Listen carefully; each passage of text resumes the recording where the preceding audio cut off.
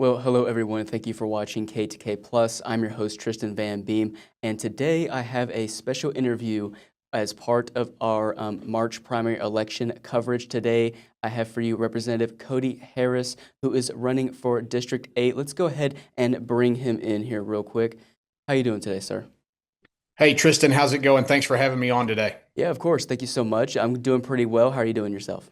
Doing good, man. Just out there, it's early voting's underway, and so we're out there working the polls across the whole four counties that are in House District 8, and excited to finally get towards the finish line.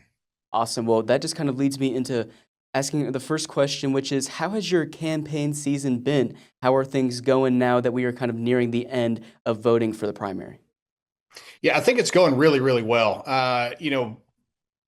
I've spent the last several months really focused on our groundwater fight that we have here in East Texas, and I think that's what resonates with the people in my district, especially people throughout East Texas. Is we've got to protect our groundwater. That's what I've been, carrying the banner for the last several months since this all popped up back in June.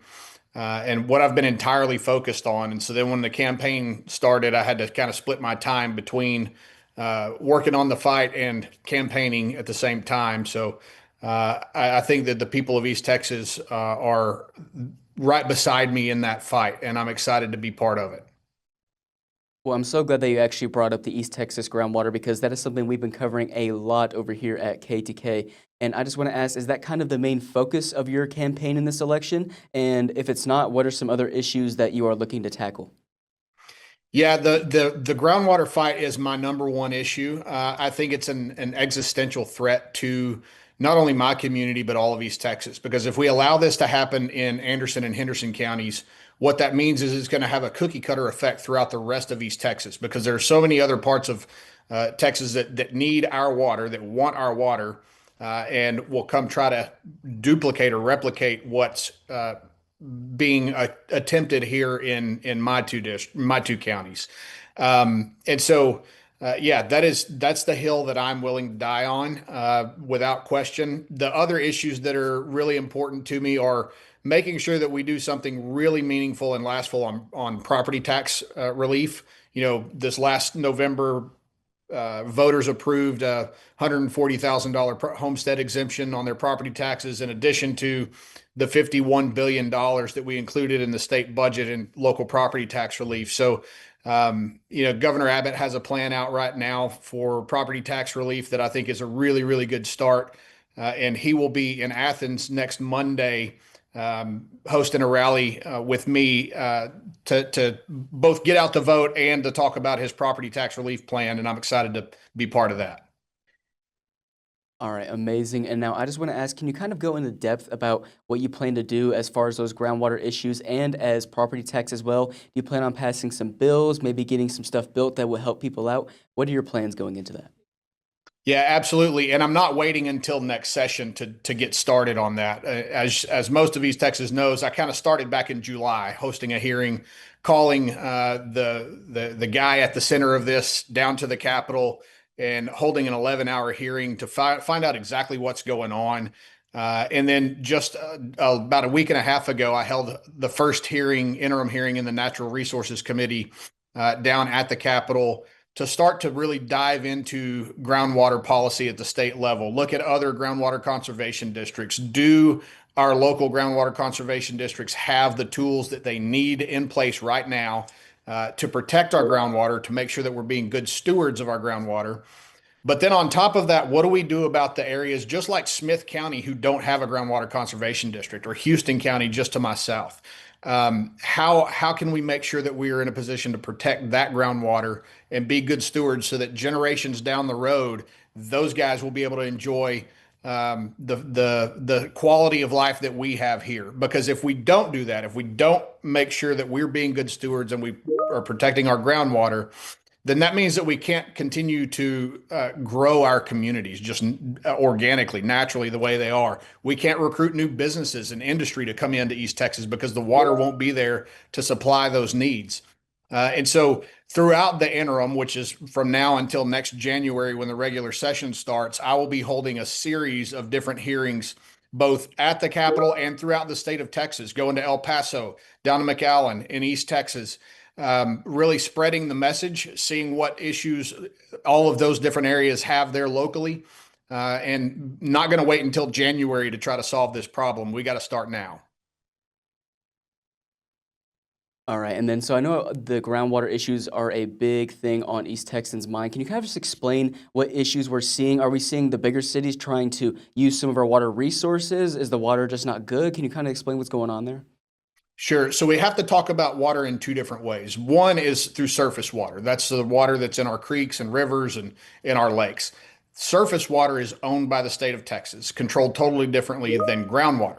Groundwater is a private property right that anyone who owns property in East Texas, they own the groundwater below them. And that should not change. That's not my goal whatsoever. I think that should be absolutely protected as a private property right.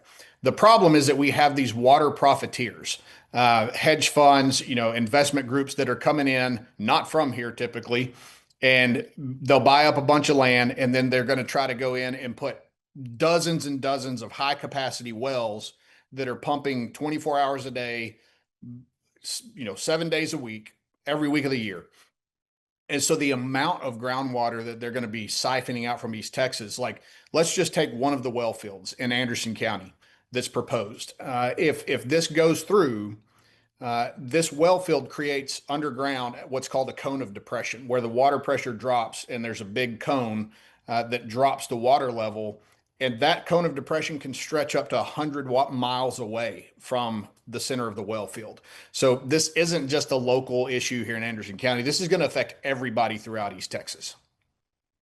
Wow, that does sound like a big issue, and I'm sure that a lot of people are happy that you are tackling it. And that kind of leads me into what I want to ask next, which is you've served in this position for quite some time now. I believe before we started this interview, you said that you're running for your fifth term. Can you just kind of tell us, all who are watching, about some of the major things you've done while in office and what you've kind of done as far as your position on the Energy Resources Committee?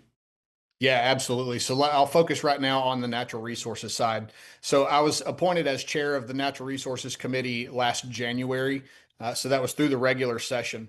And looking at water policy, we always, you know that sometime down the road, the big cities are going to come try to take East Texas groundwater. And the legislature, people before me set up groundwater conservation districts as a way to try to control and manage our groundwater. But I don't think anybody expected the fight to come so quickly at this past June. And so then when session ended, the news reports started coming out about this this pumping exploration in East Texas.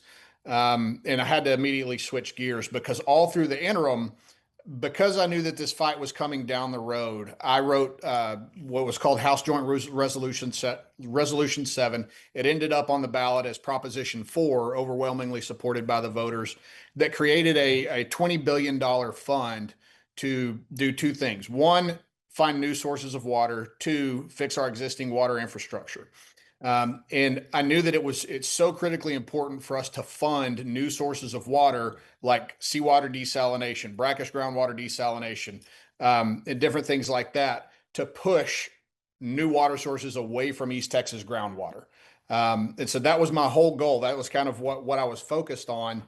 Um, and, historically in the Texas legislature, water is a very, very divisive issue. It's regionalized fights. So East Texas versus West Texas, or big cities versus rural areas. And so what I had to do as we got into the special session, number one, was convince Governor Abbott that this needed to be on the special session call, because we can't consider any legislation in a special session unless the governor puts it on the special session call. And so it's extremely rare to have a local issue put on the special session call. Typically, a governor will say, "No, you can address that when we get back to a regular session." But had great conversations with Governor Abbott. He's originally from Longview, so he gets the dilemma that we're in. He put it on the call and spent several weeks working through the process, working with my colleagues in the House and the Senate. And what is typically an incredibly regionalized geographic fight passed almost unanimously out of the House chamber. And so what we were able to do in elevating this whole issue to legislators from across the state, making them understand that groundwater, if we harm the level of groundwater that we have in East Texas, now we understand that that directly contributes to the water coming down the rivers, like Trinity River, for example. Trinity River supplies the drinking water to the greater Houston region. And so if they're pumping our groundwater aquifers dry, that's going to dry up our surface water, affecting 25% of the state's population down in Houston. So educating my colleagues in both the House and the Senate on this issue was a huge undertaking. Was glad to get it as far as we did, and look forward to continuing the fight next session. Alrighty, and then I actually like how you brought up that you're working with other legislators and politicians in Texas as well. And that kind of leads me into my next question, which is I've heard that you've done some work with people over at the Texas Department of Transportation to kind of fix roads and bridges that have been an issue in your district. Can you tell me more about that? Yeah, absolutely. So, as a legislator, we have relationships with our state agencies, and we work with them almost on a daily basis. And so, when county commissioners or county judges, city officials call me asking for help with local TxDOT issues, if it's a state-owned road, then I'm happy to get involved and try to see if we can find a solution. There's one particular road that's been a massive problem over in Navarre County, which is in my district, and we've been working on it for many, many years.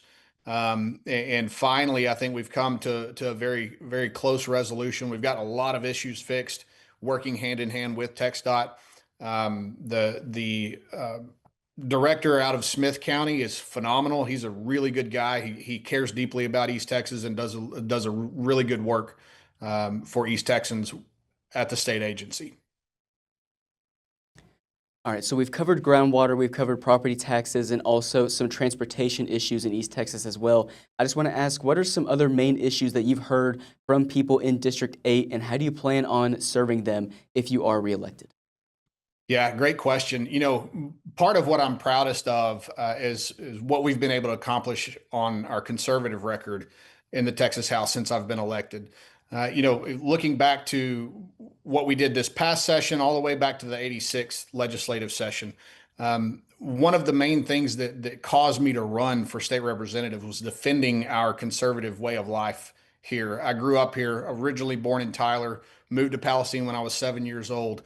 And so being an East Texan is what runs through my blood, and so whether that's banning elective abortion or banning boys from competing in girls' sports, banning men and boys from going in girls' bathrooms, passing constitutional carry, drawing 5 new Republican congressional seats for Washington, D.C., on and on down the list, I'm super proud of the conservative track record that I have as a lawmaker and my voting record.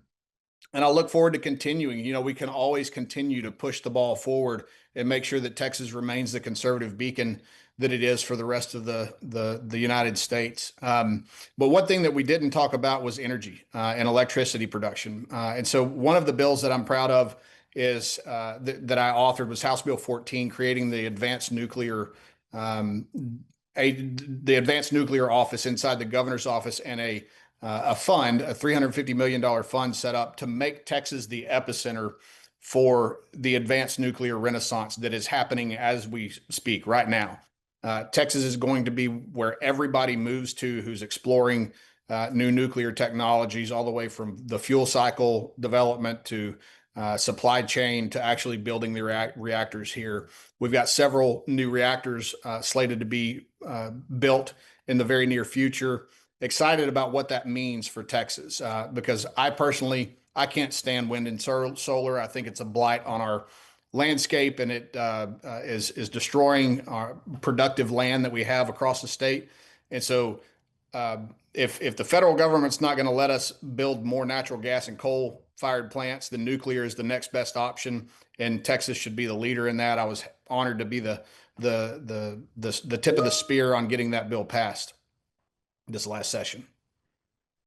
All right, and I know you are well aware of this, but Texas is very big on the gas and oil industry, and I just want to ask you, what is, what would you plan to help pass for this nuclear energy? What could we use this nuclear energy for, and how could it benefit East Texans as well? Is this going to be kind of the new oil and gas, or what are we looking at here?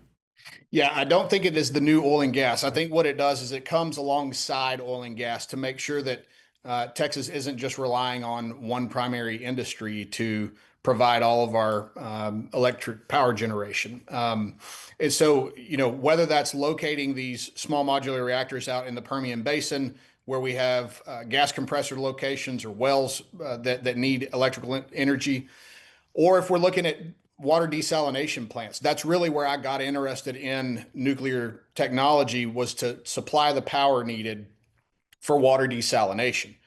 To push, again, it all goes back to water for me, to push away from East Texas groundwater and to start to develop our seawater desalination plants and brackish groundwater desalination plants throughout the state of Texas. And some of these small modular reactors, like molten salt reactors, one of the natural byproducts of those operating is desalinated salt water. So it's just a win-win. I think that Texas, with the rate that we're growing, we're the eighth largest economy in the world, 1,600 people a day moving here. And they're not bringing electricity, they're not bringing pipes, roads, any of the infrastructure with them. And all of the new industry that we're recruiting creates a huge demand on our energy load and our water system. So it's so important for us to be able to invest in those, make sure that we're keeping ahead of the curve. And that's why I'm such a big proponent of nuclear. I'm glad to lead that effort. Okay, thank you for that. And while we are on the topic of your policies and what you plan to do and what issues you plan to tackle if reelected, what kind of separates you from your competition? When people go to the polls and they want to vote, what separates you from the other candidates aside from policies? I know you have a lot of experience with District 8, but what else kind of separates you from those guys? Yeah, when you look at the conservative policy, the social issues, admittedly, there's not a whole lot that separates us. We're both going to vote for all the pro-life stuff. We're going to, anything like that, our voting record will be identical. But some people, especially some Republicans, go in with the mindset of they have to prove that they are the most conservative via a scorecard. And so the way to make the most conservative on a scorecard is just to vote no against everything. And I don't fall into that. Part of that is voting for the state budget. Well, in the state budget was $51 billion of local property tax relief that was counted as state spending. So yeah, absolutely. If I'm voting on something like that to provide property tax relief to my constituents, or I have to choose no just to maintain my voting scorecard from some obscure organization, that's not how I legislate. I'm very thoughtful. I spend time making sure that whatever I do is in the best interest of my constituents. That's why they sent me down there to represent them in Austin. As Texas continues to grow, having effective representatives in our rare rural seats is